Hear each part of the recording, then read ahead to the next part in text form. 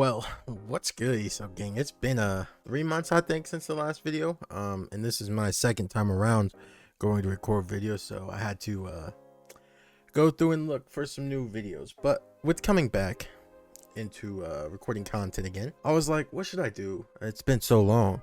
So I made the genius idea of doing what works. Just made the most sense to me. And I went through, I looked at my channel, I'm like, what worked? Like, what worked very well? And it's the boy End Zone Express. His video on what would it have been, 12 hits that shook the world, went fucking berserk on my channel. For me, it went even crazier on his channel, so go make sure and check that shit out. But for me, it went crazy. And I recorded 13 hits to shock the NFL, and had my outscaled resolution messed up. So we're back here. I'm feeling a little psychotic, a little shaky in the brain, I should say. And I was like, you know what? He's got other banger videos because it worked. Football's what people like to see on my channel. Let's hop right in. 10 cycle players in the NFL. It's October. It's Friday the 13th. So we put together a loose list of lethal legends, from Midway monsters to Steel Town Slayers. These are the scariest players in NFL history. You might want to leave the lights on for this one. Concrete Chuck Bednarik is one of the hardest hitting tacklers in NFL history. He was tough on both offense and defense. What the fuck are they playing? Players. When your famous hit is simply titled The Hit, you know it was devastating. This hit on New York Giants running back Frank Gifford is widely considered the hardest tackle and one of the most notable plays in NFL history. Chuck came from an era where you received an awesome nickname, not because it sounded cool. This dude was concrete through and through.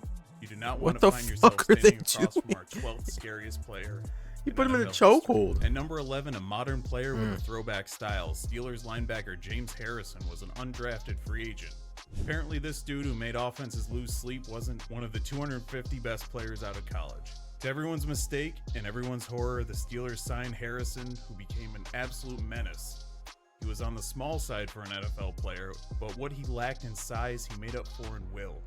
His toughness and brutality were infectious, as he was part of a tremendous Steelers defense. He always found himself in the right place at the right time. We'd like to think of him as the ghost of quarterback's future.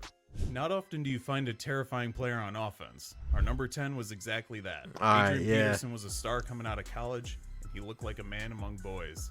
To be fair, he kinda was. Peterson was drafted by the Minnesota Vikings, who put the franchise on his shoulders. He was a massive, powerful running back with the agility of that is still the most crazy. He ran with a purpose. Crazy stand-up I've ever seen and keep moving. Literally on one foot. He was looking to inflict pain on defenders. His size and ability wore defenses down. You could see their will leaving their bodies. As each game progressed, this guy was a man among men. The motherfucker was quick. This just sped up. And at number 9, Jack Youngblood is a Frankenstein of a man who played defensive end for the then Los Angeles Rams. Youngblood played for 14 seasons during the 70s and 80s. He's famous for his unrelenting power and unyielding toughness. He played through the 1979 playoffs, including the Super Bowl, with a fractured left fibula. He also played in the Pro Bowl a week later. An optional game, especially for an injured player. Not many humans can reach that level of toughness. He was dubbed the John Wayne of football.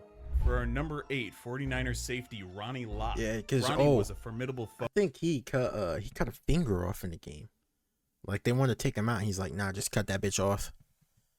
Crazy. For any offense. As with our previous entry, toughness is key. Ronnie had his left pinky finger amputated during the 1985 season after it was crushed during a game. He chose to have it amputated rather than a bone graft, which would have caused him to miss a game. Ronnie was a 6-foot, 200-pound wrecking ball for the 49ers. If Lott wasn't catching the ball, the receiver wasn't either. The litany of bone-crushing hits made any offense fear him. His stellar play helped the 49ers win 4 Super Bowls. Number 7, the name says it all. Mean Joe Green of the Pittsburgh Steelers. Off the field, while Green is a massive man, he's known as a nice guy. But between the lines, run for your life. During Green's tenure, the Steelers' defense was dubbed the Steel Curtain. Joe front and center led the Steelers to 4 Super Bowl victories in a 6-year span. He had offenses avoiding him like the plague, but that didn't stop Green. He would crash through blockers and demolish anyone who had the ball. God damn, who the fuck was trying to block him? For this unstoppable force. Green tormented offenses for his 12-year career, leading to his Hall of Fame induction. Jack Lambert is our number 6 entry. That Lambert Steelers was the defense. starting middle linebacker for 4 Super Bowl winning teams during. This nigga tap dance. Lambert was the starting middle linebacker for 4 That's Super Bowl crazy. winning teams during an 11-year career with the Pittsburgh Steelers. Lambert stood at 6'4", weighing over 220 pounds, considered to be the prototypical linebacker. A daunting defender who prided himself on his hard hits and intimidation. Similar to many entries on this list, Lambert's reputation preceded him. He was in your head before the play started. After the play, you'd wish you were on his side.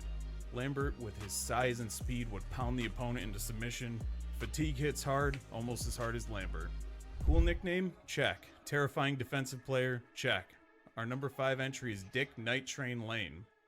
As a rookie in 1952, No, he used Lane to just led the NFL grab in you by your interceptions face. with 14. This is still the NFL record to this day. Not only was Lane a lockdown defender, he was also known as a ferocious tackler. Lane was known for tackling opposing players by the head and neck, leaving them motionless. You couldn't throw his way, you couldn't run his way. He literally knocked the plays out of Giants QB Y.A. Tittle's head. God damn. He was hit so hard he couldn't remember the playbook until after halftime. Lane, of course, was inducted into the Hall of Fame, but he also has a prime spot in the Hall of Pain. Seattle Seahawks defense, dubbed the Legion of Boom, had an enforcer. All right, I didn't do too bad so The far. entire defense was ferocious. I've but hit on a all little paled bit. in comparison to the strong safety, Cam Chancellor. Unbelievably, Chancellor fell to the 5th round of the NFL draft. This was a gift. Chancellor, seemingly too large for his position, would make any offensive player regret catching the ball in his vicinity. If he couldn't intercept the pass, he'd intercept your soul. With a brutal That's a barrage of hard line. knockout hits, he was a standout on an all-time great defense. Damn. The opposition would feel Cam's presence in every game, and like a ghost, haunting them for the weeks that follow. If you turn on a Baltimore Ravens game in the mid-2000s, you saw number 52 punishing the opposition. Michael Myers and Jason Voorhees bow their heads to our number 3 entry, Ravens linebacker Ray Lewis. Intimidation is the first word that comes to mind. Lewis was a violent tackler and a vicious defender. He's the large, passionate man who would dismantle the opposition. Every tackle had a purpose, a painful purpose. Not only did he seem like an untamed predator, but he was also a brilliant football player. 2 Super Bowl victories and a Hall of Fame induction solidified him as one of the greatest players of all time. That's a His crazy instincts, rap. combined with his ferocity, made him one of the most feared men to ever don a helmet. You weren't in the argument for greatest defensive player to ever live without a fearsome That reputation. motherfucker is Our number fast. 2 entry is none other than New York Giants linebacker Lawrence Taylor. His relentlessness Yo, I didn't and know he was that insane quick. athleticism made him an unstoppable force and a tall task for opposing blockers. Nah, those are sped Entire up. offenses would need to focus on one man. They gotta be. And even that wasn't enough to stop Taylor. He was as savage as he was effective. LT was the only linebacker ever named MVP. His fiery passion led him to the Hall of Fame. At number 1, we head to Chicago. This is the NFL's version of a boy named Sue. Just don't tell him I said that. Dick Buttkiss was a linebacker for the Chicago Bears, a team dubbed the Monsters of the Midway. Dick was the original monster. He was dubbed a maniac. Grown men feared him, the best of the best. When he hit opposing backs, they would be talking out their ear holes. He had an aura and a mystique. Before the ball was snapped, he already had you beat. Then the ball was snapped and he literally had you beat. Not only did he not want you to gain a yard, he didn't want you to gain an inch. Like college linebacking legend Bobby Boucher, he saw red and the opponent saw dirt. That's funny. No, they used to be able to tackle crazy. Like people complain about tackling now, bro. They literally grab you by your head and just rip you backwards while somebody else is lighting you up from your back. Hell of a video. I knew like some people had the reputation of hitting hard. I didn't know about Dick Buttkiss. Rest in peace. I think he just passed like last year, I think. I'm not certain on that. I could be wrong, but rest in peace to him, man. I'm gonna have to do my research on that. Let me do a little bit more research on the older generations, I guess I would say, like the 80s and the 70s, just to know my history. But great video. Let me know who you think was a hard hitter down below, a psychopath. I think Brian Cushing should have been on this list. That dude is a real life psychopath. But yeah, I'll see you on the next one.